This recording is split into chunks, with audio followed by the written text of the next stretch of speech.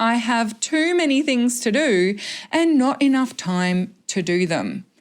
If that is something that has popped into your brain or out of your mouth in the last few months, I want you to first and foremost know that you are not alone. It is a very common challenge for business owners to feel like it's really hard to stay on top of everything. The good news is that in this episode of the Heart-Centered Business Podcast, I'm going to share with you how to stay on top of all the things. This is episode number 408, which means you can find the show notes of today's episode and some special links and resources over at tashcorbin.com/408. Let's dive into this episode because I have some very practical strategies for you, and this is going to help you to stay on top of what you need to stay on top of as a business owner. Let's dive in. I'm Tash Corbin, and this is the Heart-Centered Business Podcast. So first and foremost, I want to acknowledge that as a business owner, there's always more that you can be doing. If you told me you had 28 days straight to just work on growing your business, I could fill that 28 days. If you finish your projects early, there's always other things that you can be working on. As a business owner, that's one of the biggest challenges, is that we have so many options and we can always make up new ideas to get more clients, deliver more effectively to clients, improve our business, grow our audience. There's always something that we can add to our to-do list. And because of that, it's a very common challenge that we struggle to stay on top of everything that we need to do as a business owner. So before I dive into how to stay on top of all the things, I want to firstly say it's not going to be all the things. We have an opportunity cost when we choose to take on a task or strategy. Opportunity cost means that if I decide to, let's say, write and publish a book as my project for next month, that means there's going to be other things that I could have done that I'll need to say no to. That's the opportunity cost. Every decision to say yes to something is saying no to a bunch of other things. And so knowing that opportunity cost is going to be one of the factors in making decisions, that means we need to be better at prioritizing. We need to be better at discerning, do I actually need to do this? Does this need to be on my list right now? Versus, yep, it's one of the things I could do and therefore I just automatically put it onto my to-do list. So firstly, we just want to establish that you're not going to be able to do all the things. So yes, this podcast episode is probably a bit clickbaity in its headline because I'm saying, no, you can't do all the things. But I do think it's true that we believe that we need to do all the things and stay on top of all of the things as business owners. And those people who most resonate with, I cannot stay on top of all the things, are usually the ones that need to take a bunch of things off their to-do list first. So less things, we need to stay on top of less things, but do a better job of it. The other thing I quickly want to say before I dive into some of the practical strategies is that the decision that you need to stay on top of all the things can also bring up some of that all or nothing thinking. So have you ever had one of those days where there's so much to do on your list that you end up doing nothing at all? If you can't do everything, you might as well not try. You might as well not even get started. If that's something that happens for you, then be very mindful of even using the phrase, all the things, because that is going to elicit that all or nothing thinking. And if you don't feel like you can get it all done, if you don't think you can stay on top of it all, then you might just decide to opt out altogether for the day or for the week or for the month, which I have seen happen, because there's no way you can succeed. You will always fail if your to-do list is too long, if the things that you need to stay on top of are physically or humanly impossible for you to stay on top of. well, then you're never going to succeed at this. You're never going to stay on top of everything. So why bother? So just be mindful that sometimes our desire to stay on top of everything means we end up doing nothing. But just because I've told you that you can't stay on top of all of the things, does that mean I'm not going to give you some ways to be more productive and be more strategic about how to stay on top of the important things in your business? No, we're going to get that sorted. So that is exactly what I'm sharing with you in this episode of the Heart Centered Business Podcast. I want to give you a bit of a framework so that you can be more productive, be more effective, and make those strategic decisions about what is included in all the things for you and what needs to drop away and be left until the future or be struck off the list altogether. So part one of this framework is getting clear on what your goals are and what are the important goals that you want to achieve, especially in your business. Now, when we talk about goals in this framework, it's really important that we don't make tasks and projects goals. So when I say goals, I actually mean the outcome goals. So things like, how much money do you want to make in your business? How many people do you want on your mailing list? Not that you want to write a book or that you want to have a book published. I'm talking about the actual tangible goals, the results of the work that you do in your business. What is your goal? Do you want to be bringing in $100,000 a year, working less than 20 hours a week? Well, that's an important goal for us to know in the very outset of setting you up to make strategic decisions about what you're going to do in your business and what is a priority focus for you right now. So number one, we want to be clear on what are the outcomes that you're focused on, and as much as possible, bring it down to the top 1, 2, maybe 3. That's all. The more goals that you have, the more scattered your strategy will need to be. The more disparate your tasks will be. The more tasks that end up on your to-do list, the less likely you are to be able to actually nail those and get them done consistently. So we want to focus on what are the most important goals for you in your business. That's number one. Number two in this framework is then, well, what is it that you need to do to achieve those goals? So if you have a goal of growing your income significantly, but your focus in terms of your products is that you want to publish a 99-cent book on Amazon, is that actually going to be the most strategic way for you to achieve that goal? How many copies of your book do you need to sell in order to make that income goal? So being strategic about what are the outputs, what are the things you're actually going to generate, do, create in order to maximize the chances that you're going to achieve those goals.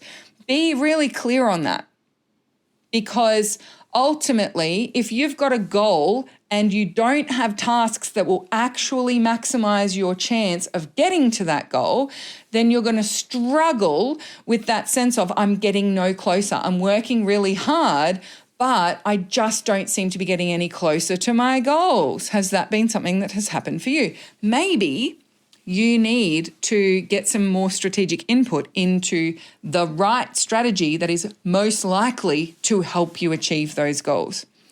Number 3 in the framework is to know yourself more closely and more deeply. And this is really important because when it comes to creating a strategy and setting yourself up to be more productive and effective, what works for me may not work for you.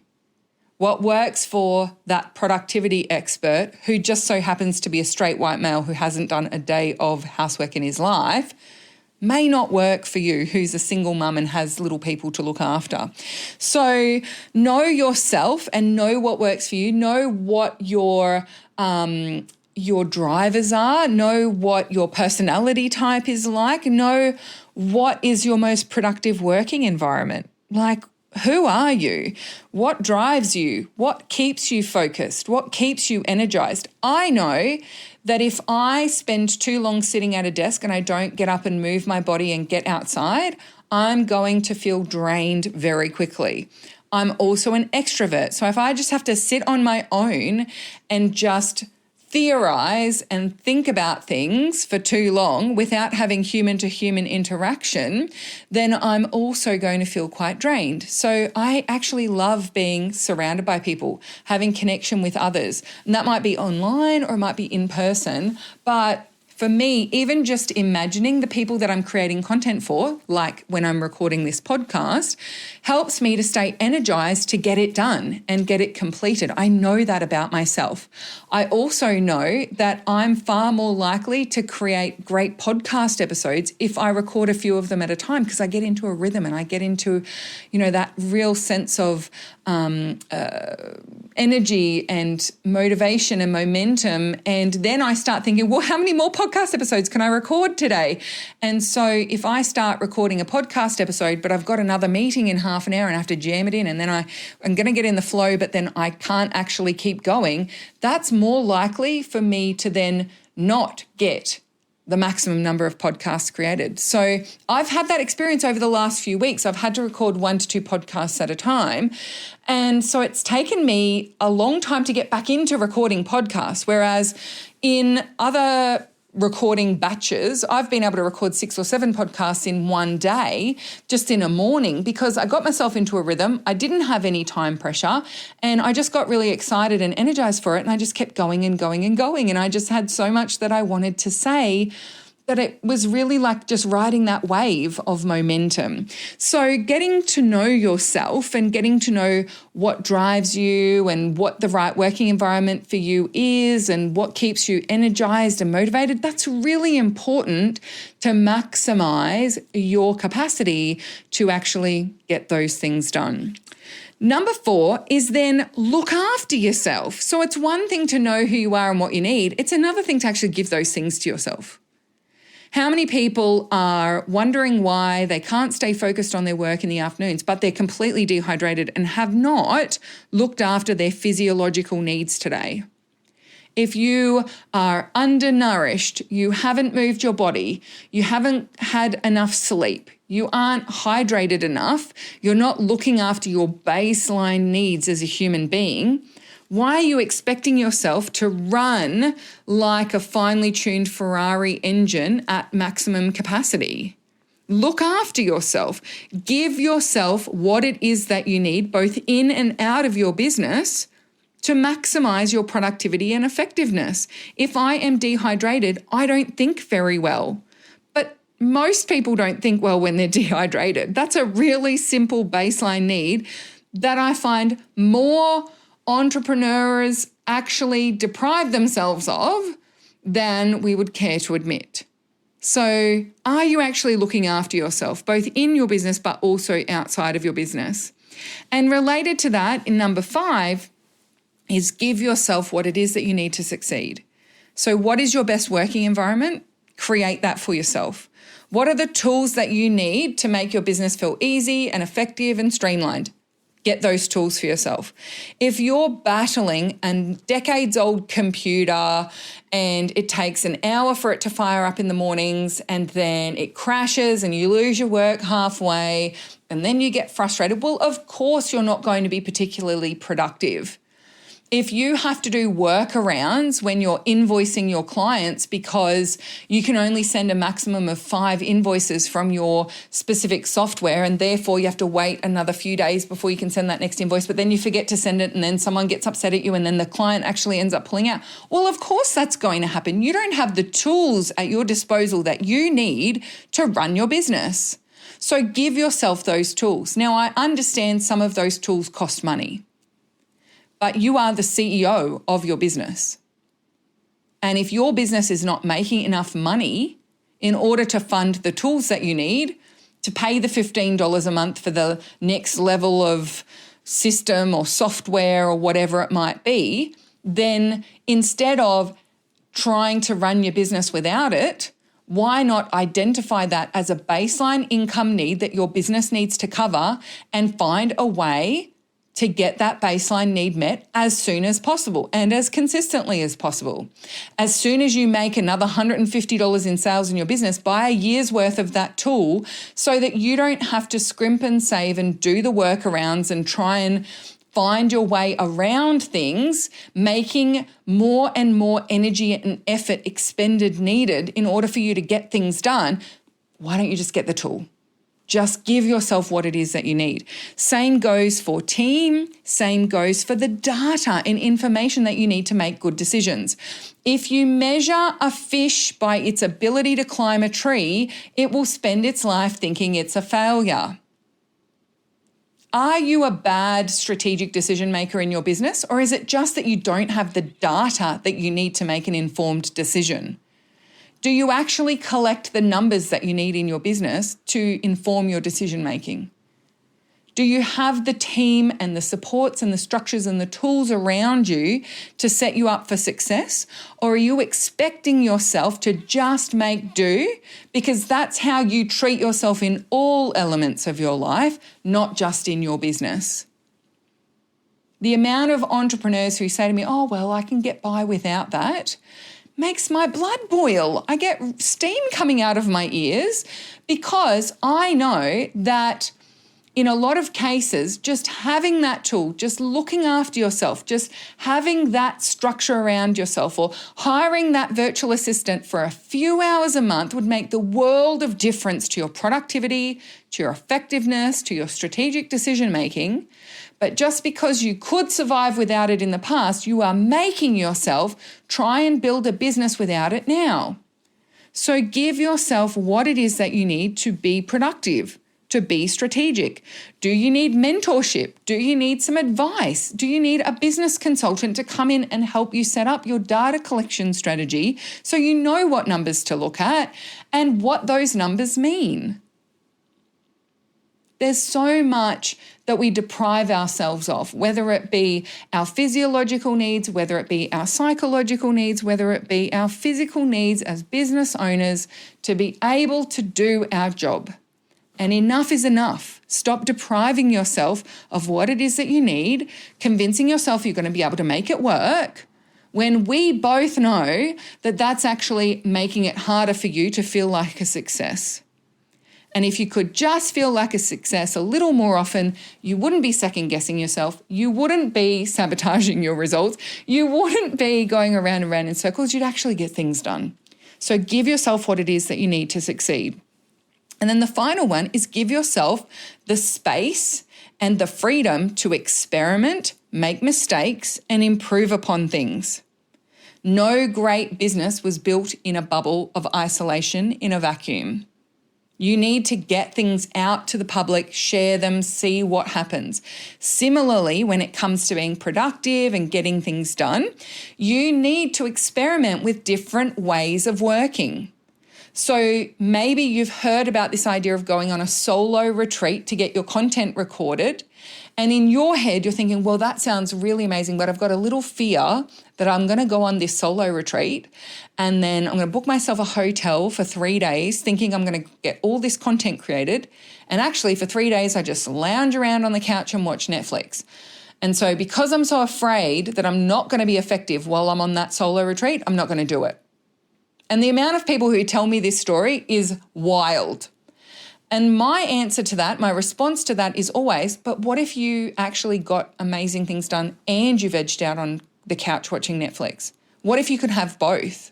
Because that's what happens for me on solo retreats. I go away on a 4-day solo retreat to record a bunch of podcast episodes or record a new course or create a new asset.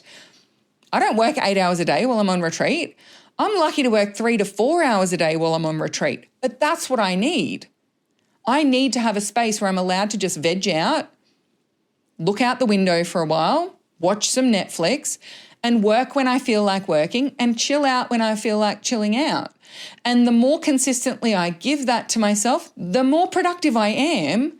But that productivity doesn't look like me sitting at a desk for 12 hours a day while I'm on solo retreat. That's not what productive looks like for me.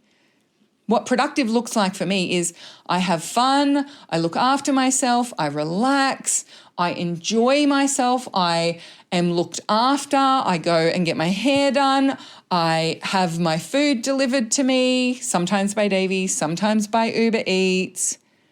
And then when I feel like I'm itching to do something creatively, or I've got a great idea for something, or it's time for me to record some podcast episodes, I just sit down and do it because I feel like doing it now. But it takes going away on solo retreat for me to feel like doing it in that way. And so rather than deny myself that gorgeous solo retreat because I'm not very productive, I recognize that my productivity doesn't look like other people's beliefs about what is productive. For me, productivity is 3 to 4 hours of focused activity and getting stuff done that's very, very strategic. I do it the very easy, very lazy, very fun way, and that's enough. That's all good. So experiment. Allow yourself the opportunity to make mistakes and fail. I once went on a solo retreat and I didn't record a single podcast episode, but I was a bit tired and I was a bit sick. And so rather than beat myself up that I went on that solo retreat and I didn't get all the things done that I wanted to get done, I just gave myself the grace and space and forgiveness to see that, well, that's what I needed. I didn't get anything done on that retreat because I wasn't capable of getting anything done on that retreat. I needed a break. So that's what I did. I had that break. And you're allowed a break as well. So give yourself that space to experiment, make some mistakes, and then you can improve it as you go.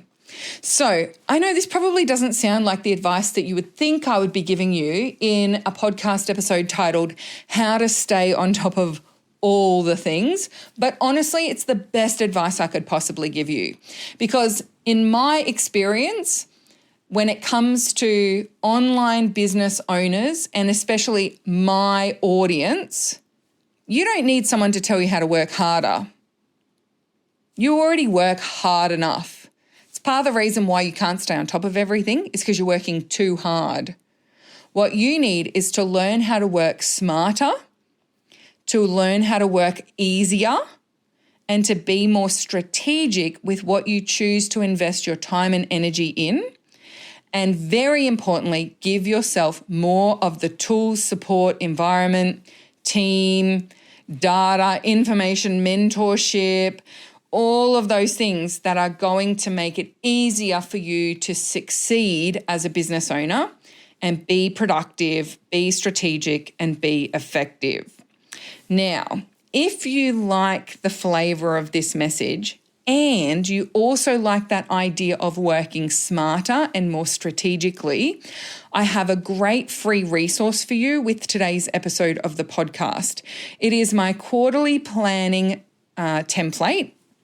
And given that Q3 is almost here, it's perfect timing for it. And you can grab that in the show notes of today's episode at tashcorbin.com/408. But I do also want to say that with today's podcast episode, I will also include the link to the waitlist for the Heart Centered Business Planning System. And this planning system is a year-long program in which I help online business owners to find their productive, strategic way of working, their way of self-managing and prioritizing so that they get the important things done that help them to achieve their goals, that they're more likely to achieve their goals because they're letting go of all of that busy work and instead focusing on what is critical, what is important, what is aligned with what it is that you actually want to achieve. And I do have a cheeky little end of financial year offer for people who are on the waitlist of the Heart Centered Business Planning System. So I'll make sure the link to all of that is over in the show notes of today's episode at tashcorbin.com/408. And if you're listening to this podcast episode before the 30th of June, then make sure you jump on the waitlist for my planning system for 2025, and I will be in touch to let you know about my end of financial year productivity CEO bundle. So I've got that special little offer. Make sure you go and check that one out if that sounds like something you would like. And also keep an eye out for the Heart Centre Business Planning System when we go into launch in October and November of 2024, because this is the exact framework and structure and process that I use to help people to get more done in less time, and also to be more likely to achieve their goals, because when they sit down to get work done in their business, they know exactly what to do and they know how to get it done. Thank you so much for joining me for this episode of the Heart Centre Business Podcast. Until next time, I cannot wait to see you shine. Bye for now. Would you like more tips, tools, and resources to help you grow your heart-centered business? Head to tashcorbin.com today.